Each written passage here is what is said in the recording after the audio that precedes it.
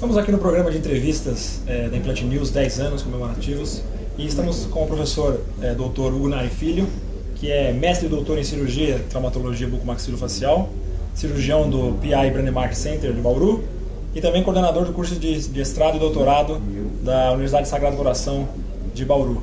Prazer tê-lo aqui conosco, professor Hugo. Prazer é meu. E eu estou aqui com algumas perguntas para a gente desenrolar um pouco o nosso assunto, falando sobre implantes, cirurgia em implantes.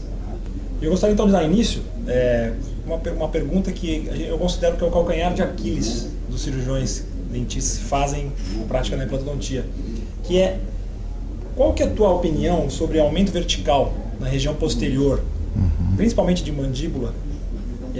Qual que é o estado da arte? Como é que a implantodontia hoje se encontra em relação a esses enxertos, essas reconstruções dessas áreas posteriores? Na realidade, esse é um assunto que vem sendo discutido há mais de década, porque se houvesse um consenso em relação a uma técnica, com certeza essa técnica já estaria consagrada. Então a gente hoje vê, à medida que a gente vai conservando os dentes dos pacientes, o edentulismo parcial ele acaba sendo aquilo que a gente mais trata no consultório. E quando a gente aborda a mandíbula posterior, a gente tem um limitante muito grande, que é a presença do alveolar inferior. Então, casos como esse que a gente pode ver aqui são extremamente comuns. Pacientes que têm a manutenção dos seus dentes anteriores, querem se reabilitar com implantes na região posterior e acabam tendo essa limitação muitas vezes porque a posição anatômica do nervo alveolar inferior está muito alta, que acaba restringindo o tamanho do implante.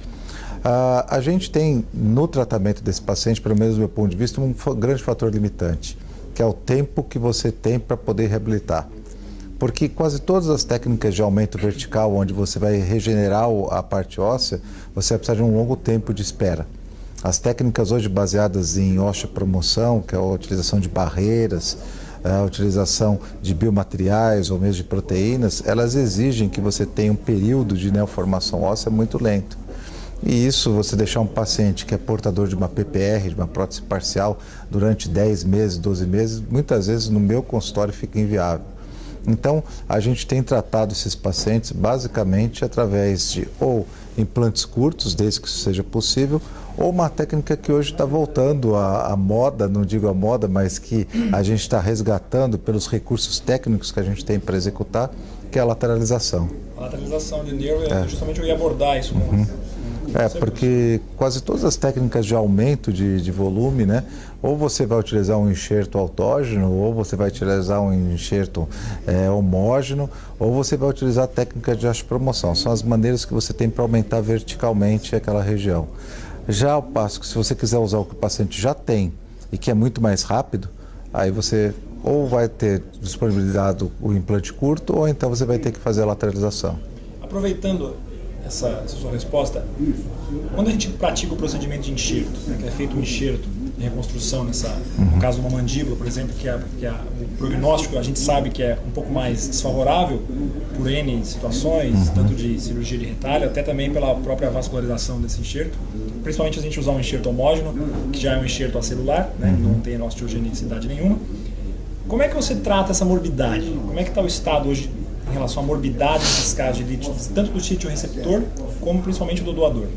Quando você pensa em termos de enxerto, de blocos, de você fazer o auto-enxerto ou enxerto homógeno, a gente tem vários tipos de parâmetros. Por exemplo, primeiro, em relação à parte de tipo de reconstrução que você vai fazer.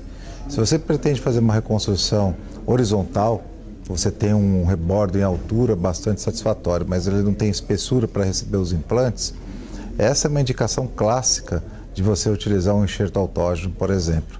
Porque a quantidade de enxerto, o volume de material que você precisa não é tão grande, ainda mais se você falar em áreas parciais. Então, essa abordagem em casos parciais e aumentos horizontais que a gente fala, realmente a morbidade é baixa, porque você pode invadir regiões que são bastante seguras, como a região do ângulo da mandíbula, a região retromolar, ou então a mesma própria região de sínfise, né? Agora, quando você vai para reconstruções maiores, que são aquelas tridimensionais, onde você perdeu volume em altura, em espessura, aí, consequentemente, essas áreas que hoje têm uma baixa morbidade, elas não nos prestam porque você não vai obter delas o volume que você precisa. Então, aí você tem que abordar as zonas doadoras, como, por exemplo, a crista ilíaca, e aí realmente já envolve hospitalização, período de recuperação, que acaba limitando um pouco o nosso raio de ação. A aplicabilidade cirúrgica do implante zigomático, sim ou não? Veja bem, nós estamos saindo agora de uma situação parcial, tá? De mandíbula posterior, onde você tem uma abordagem que, no meu ponto de vista, deve ser conservadora no sentido de não querer aumento, né? No sentido de usar aquilo que o paciente tem e usar técnicas de transposição. Partimos por uma condição onde nós temos pequenas reconstruções, onde eu falei que se você tiver ganhos horizontais, você pode usar enxertos obtidos de regiões intraorais com baixa morbidade. E agora nós vamos para caso total. Exatamente. Em casos totais, por exemplo, a gente está se referindo à maxila atrófica, porque em mandíbula você não tem esse problema, mas quando você vai para uma maxila atrófica, o problema da ancoragem posterior, ela é muito séria. E, sem sombra de dúvida, a primeira opção hoje, daquilo que a gente já aprendeu, nós começamos a trabalhar com o zigomático em 98, todos que começaram a trabalhar com isso no Brasil.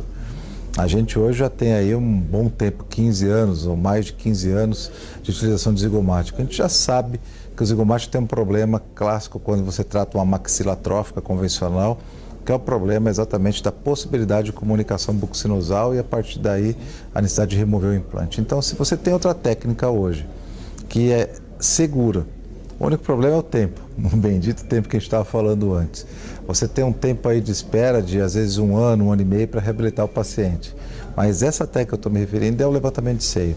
É sempre a minha primeira opção. O zigomático a gente deixa indicado somente para aqueles casos de pacientes que tiveram complicações com técnicas convencionais, como o levantamento de seio, ou aqueles pacientes mutilados, pacientes com deformidades, pacientes que foram submetidos a ressecções tumorais, traumas e assim por diante. Então, uma alternativa já final. A gente final. sabe que o implante que ele tem um comprimento de 45, 50 milímetros, que fica ancorado numa região pequena, de termo de 7 a 10 milímetros, que é quase que um implante curto, com um braço de alavanca muito extenso.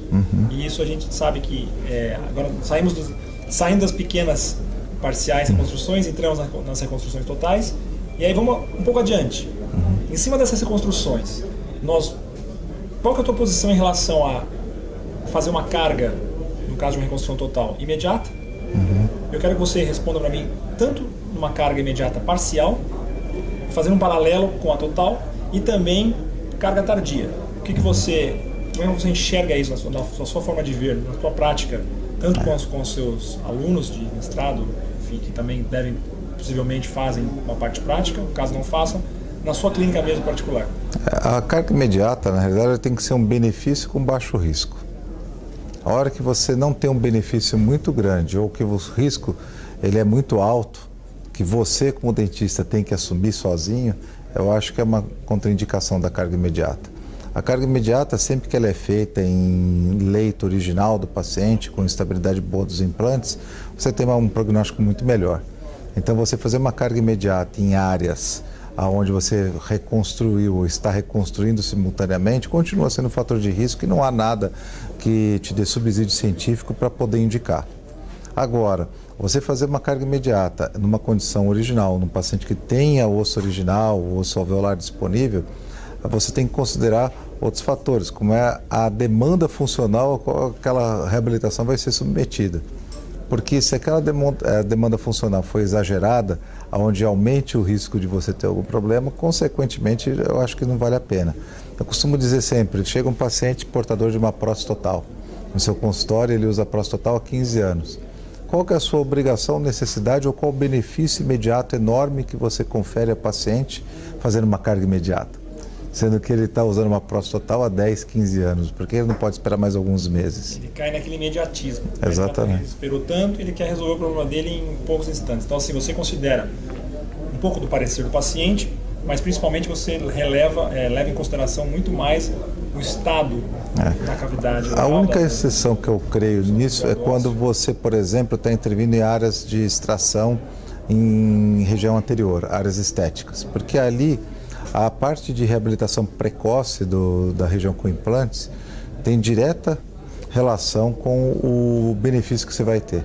Porque quanto antes você intervém com implante, técnica regenerativa e provisionalização, mais você vai ter benefício em relação à manutenção da estrutura alveolar. Seria a única diferença. E mesmo assim, hoje tem trabalhos recentes que mostram que o benefício que o paciente percebe entre fazer uma reabilitação imediata ou tardia em casos parciais ou unitários não é tão grande. Então não há subsídio nem nisso, nem em relação à satisfação do paciente para poder indicar esse tipo de situação em situações onde o risco é elevado. Eu volto a dizer, quais são? Um excesso biomecânico, uma falta de qualidade da região que está recebendo, onde você está ancorando seus implantes. Sim, sim. E para a gente praticamente concluir essa fase da nossa entrevista, professor, eu costumo sempre dizer que o paciente que nos procura no consultório, ele eventualmente quer resolver o problema dele de reabilitação, ele quer ter dentes. E muitas vezes ele chega com uma área posterior, uma removível que está ali, uma prótese parcial removível que está ali presente, já se faz presente, como você bem disse, há 5, 10, 15 anos, e ele quer reabilitar aquilo de uma forma imediata. E o osso dele é um osso remanescente próprio, sem enxerto. Qual que é a tua posição em relação à indicação da carga imediata nessas regiões posteriores, parciais, tanto em maxila como mandíbula? Continua sendo a mesma daquilo que eu comentei antes. Por exemplo, quais são as situações de risco? Você tem um osso pobre, de uma qualidade inferior, um paciente, por exemplo, maxila posterior. A gente sabe que já não é uma zona de ancoragem ideal e estatisticamente já está mais do que comprovado. Se associado a isso você não tem, além de qualidade, também uma zona de ancoragem boa, estou me referindo a volume ósseo, se você não utiliza bons implantes em quantidade de uma distribuição adequada, você está correndo risco. Então você está chamando para si o risco de um procedimento. A mesma coisa mandíbula. Extremo livre, que nem você comentou. Você pega e tem a limitação do nervo alveolar e você utiliza implante curto.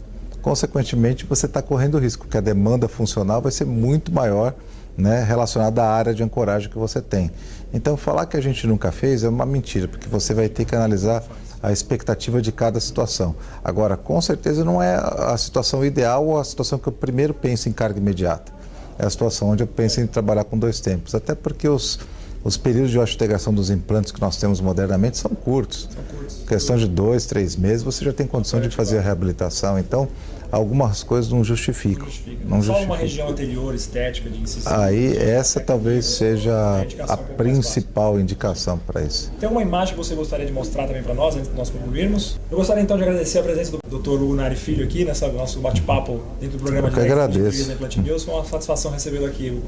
Eu que agradeço e parabenizo essa iniciativa maravilhosa que contribui com, principalmente, a difusão de conhecimento dentro da área de implante. A gente tem no Brasil excelentes pesquisadores, tem clínicos de ponta e através desses veículos que a gente consegue fazer com que essa informação toda chegue ao maior número possível de pessoas. Eu que agradeço. Obrigado. Imagina.